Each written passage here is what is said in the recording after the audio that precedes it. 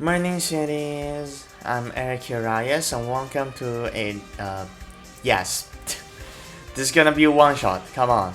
I did a recording before this, but the audio went wonky because random stuff. I'm not gonna get into too much detail about that, but also I'm here doing this again. I'm kind of tired. It's late.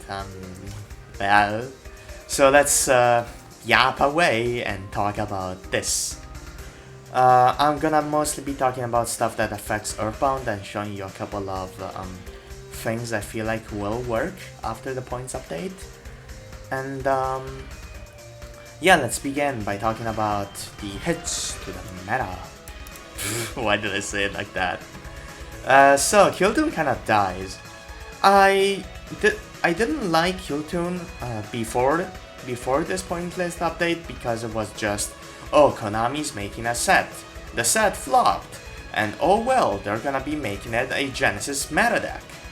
And well, I really didn't like that, and I'm glad they hit Kiltoon, but this might be a little too harsh. I'm unsure.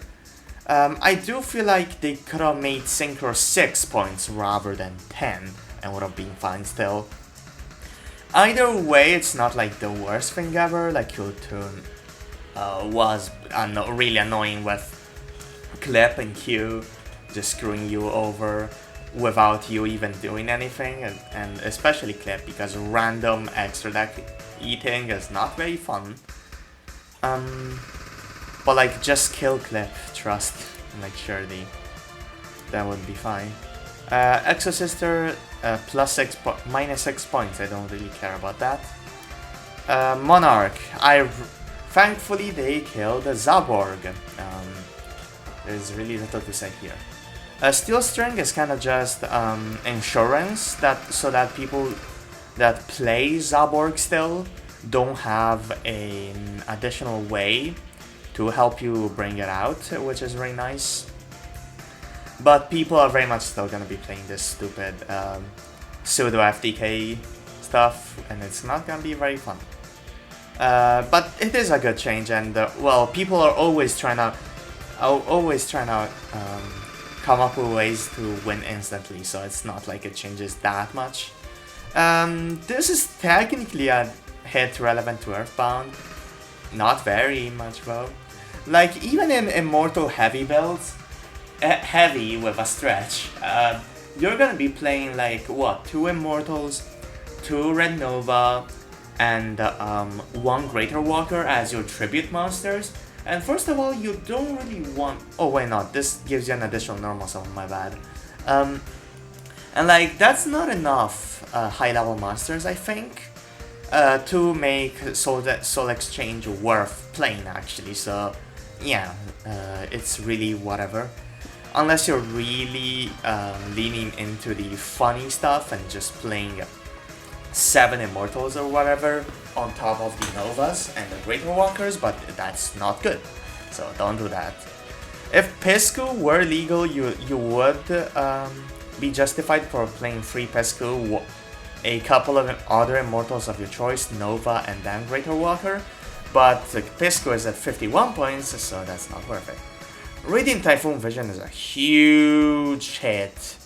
Earthbound really likes this card because most of its favorite non-engine tools are spells, and quick play spells that let you dodge stuff like Final Bringer, Book Eclipse, etc. are really nice for Earthbound, so Radiant Typhoon Vision is a really big hit. Although I feel like it could be worth it. Like it's still a really strong card, and quick play spells have gotten better because of stuff here below, so yeah, it could be really good. I'm just gonna need to test and I'm gonna find out, I guess. Other non-engine has been reduced in points. I hate saying that, and because I'm just so used to saying unhit. And well, I suppose you could play those instead of Vision rather than alongside, which is also an option. Archmage, this affects exactly what's it called? Elven Note, Earthbound, which is bad. So this is nothing. Draco Tail. Similar thing with Kultun, instead of just, oh, they're trying to sell a set, in this case, just, oh, they're, for some reason, letting a deck that's really good in Advanced right now, also in Genesis, and let it be really good in Genesis. Like, I was so annoyed this whole time that Dracotail was still really strong, even with how many hits it got.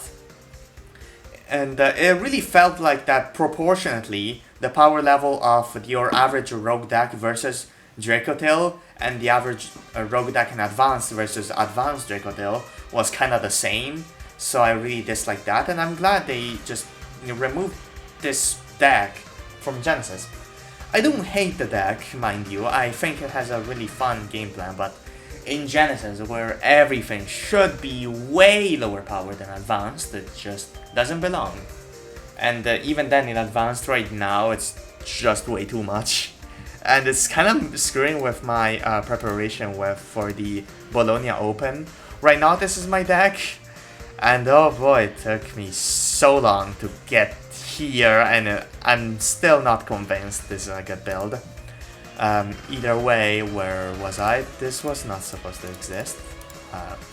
I made the list earlier just to have a canvas or whatever to put stuff on, but I mean, my pure list right here also works. Either way, I'm glad that this is gone. This is a nothing hit. It should have been 15 or something, I don't know. These, I don't know what Punk is doing anymore. They could just do whatever. Genesys, this is a relevant hit for Vanquish Soul, same deal as Dracotail, that's pretty nice.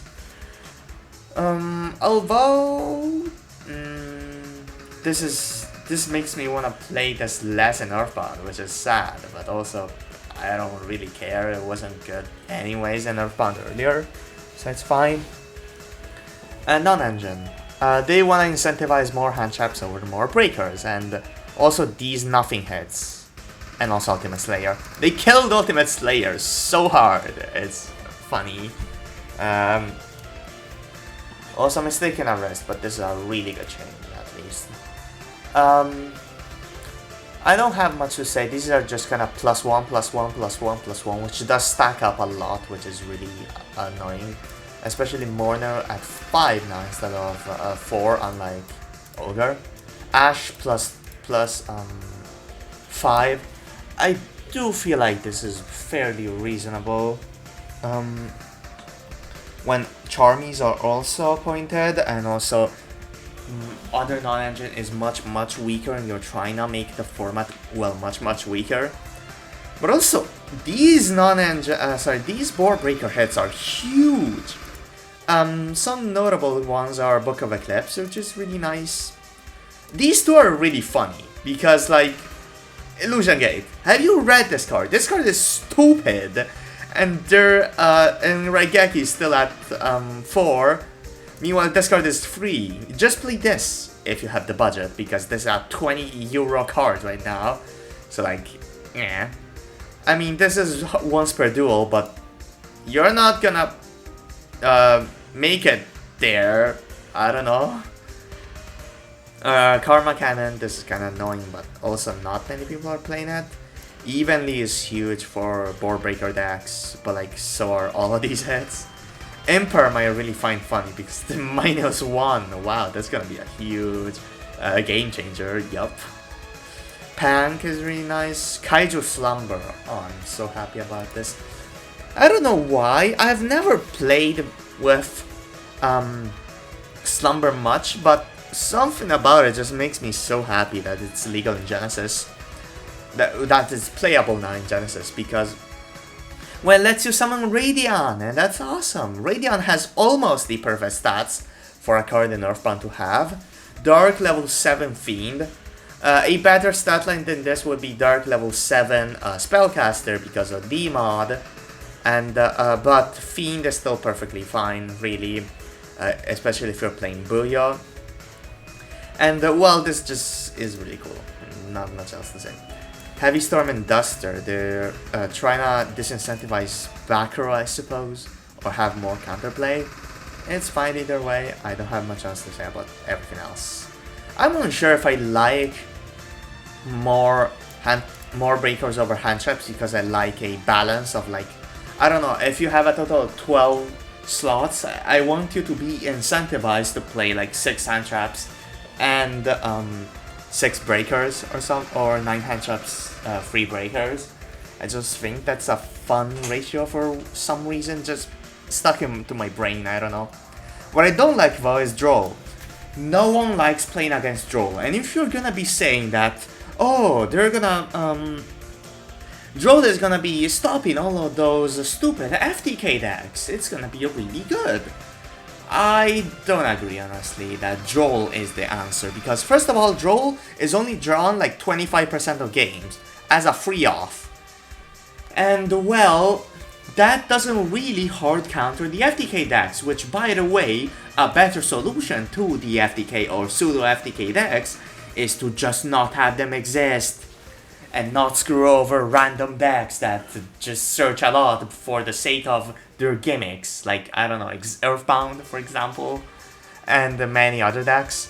Like, they could literally just remove all these stupid FTKs you could do, and Droll would not be needed, and it would not be super frustrating to play against.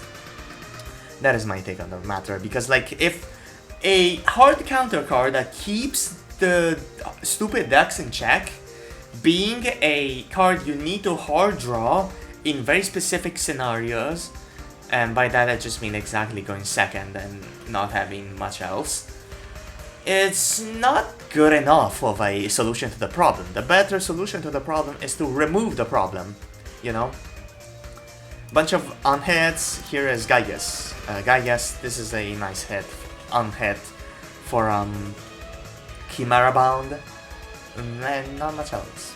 And not much else to say here. And there's literally nothing else for Earthbound here, sadly. The mod though, unfortunately, is hit.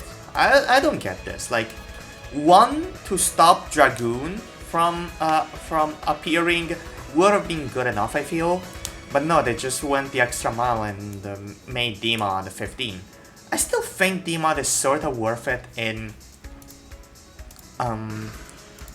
this build I was trying to build earlier with the Shining Star cards and D-Mod, Dark Paladin and Master Chaos, and also Secrets of Dark Magic being a really interesting card to play. It's a brick, and also, oh yeah, I need Enlightenment Paladin over something.